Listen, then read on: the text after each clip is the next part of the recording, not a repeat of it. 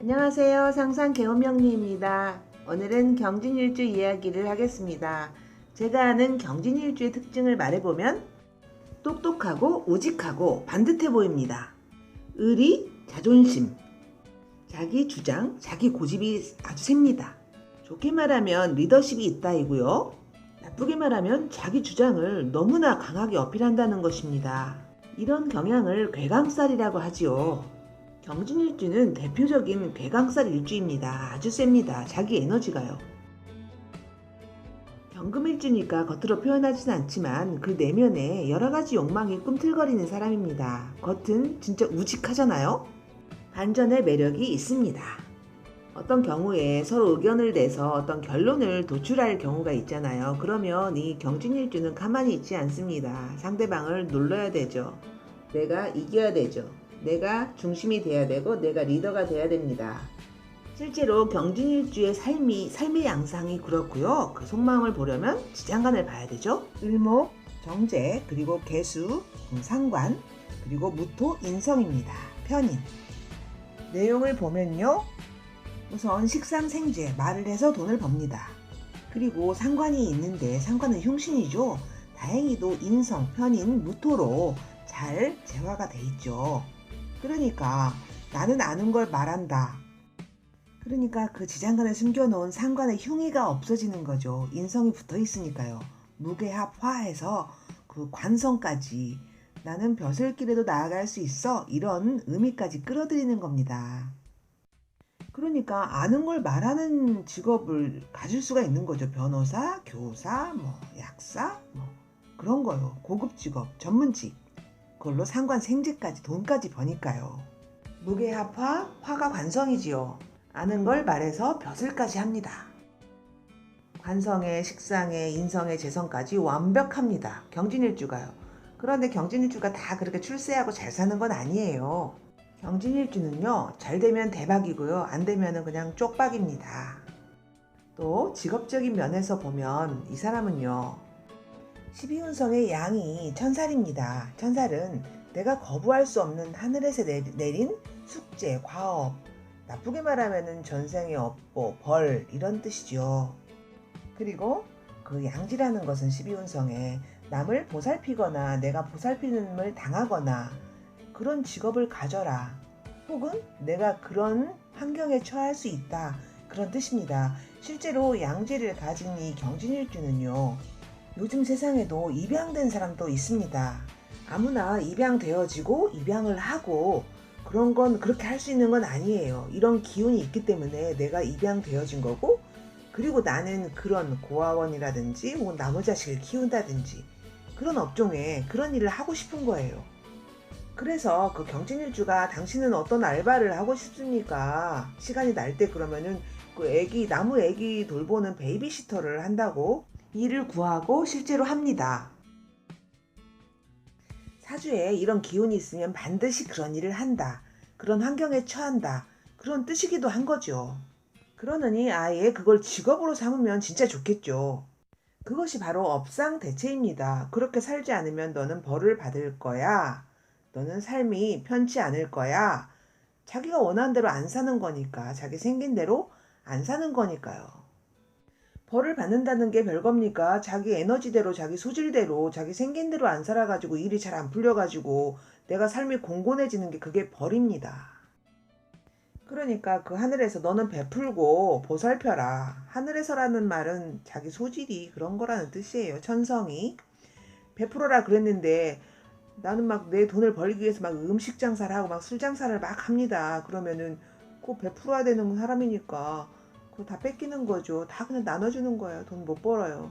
진짜로.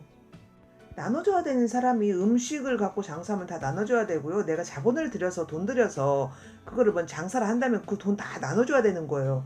그러니까 돈 들여서 그런 거 하지 말고 너의 그 무형의 자산을 팔아라. 이런 말도 되는 거예요. 그건 누가 안 뺏어가잖아요. 그리고 내가 직업적으로 그걸 나누면서 베풀고 그런 걸 베푸는 거죠. 그러면은 내가 훨씬 잘 살 수 있죠. 뺏기지 않고 보살피고 베풀면서 직업으로. 그런데 이 경진일주는 그 을경금으로 재성하고 암합을 하고 있잖아요. 돈 욕심이 있는 거죠. 또 편인과 정제로 제극인을 지장간에서 때리면서 자기 이익에 대해서 끊임없이 생각을 하는 겁니다. 이 경진일주의 경은요, 경금은 우직하죠. 우직한 모습을 보여요. 실제로 겉으로는. 그래도 그 내면에는 끊임없이 생각을 하고 있는 거예요. 판단을 하는 거죠. 계속 제극인을 하는 거예요. 제극인이 나쁘다는 게 아니라 이 사람이 하는 제극인이 옳으냐 맞냐 그런 차원에서 본다면 그렇게 바람직하진 않습니다. 편인이 정제를 보고 하는 제극인이니까 그 정제는 아주 작은 재물이잖아요.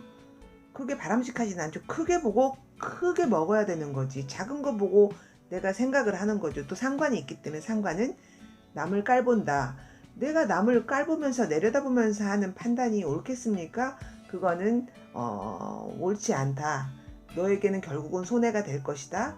남을 무시하지 마라. 자만하지 마라. 네 판단이 틀렸을 수도 있다. 신중하라.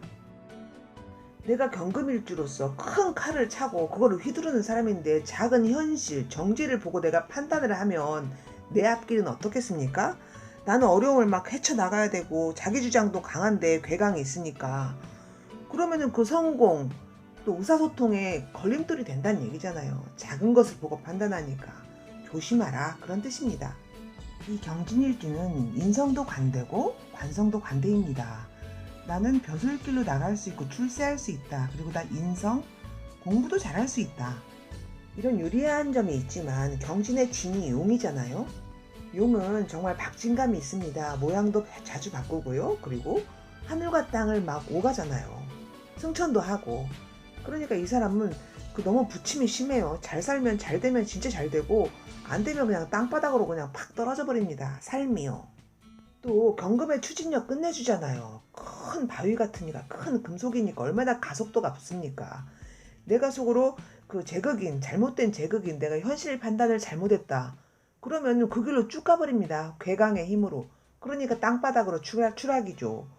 또 그 반대로 출세하거나 내가 어떤 돈을 번다. 그러면은 정말 폭발적인 에너지로 내가 출세를 하거나 돈을 잘 벌 수가 있습니다. 부자도 있겠죠. 그런데 살다가 이 경진일주가 술토를 만날 수가 있지 않겠습니까?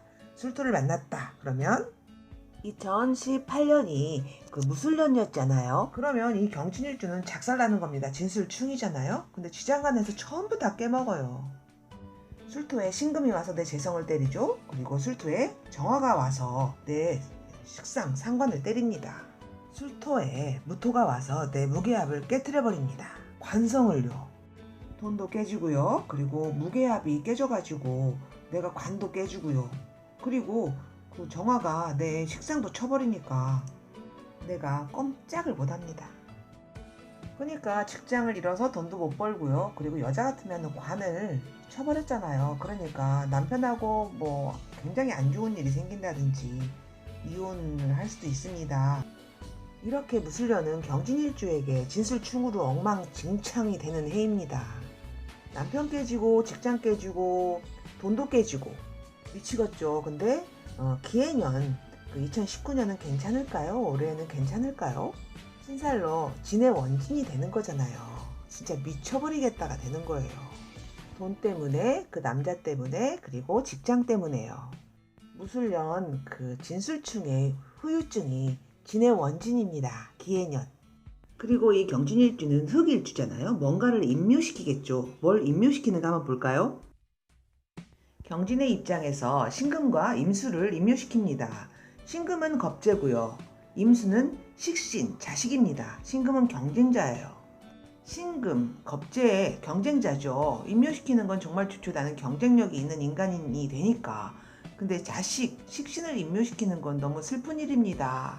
일단 이 경진일주는 그런 기운이 있다는 거죠. 다 그렇진 않겠지만요. 다른 글자를 봐야 되겠지만 일단 자식이 묘지에 있고 나는 천살, 돌봐야 되는 사람이고요. 자식을 위해서 기도를 많이 해야 될 것 같습니다. 물론 사주마다 다르지만요. 또 12운성으로 양쥐고 또 천살이고 또 식신이 임묘하고 그러니까 나는 업장대체를 반드시 해야 되죠. 그런 직업을 가져야 됩니다.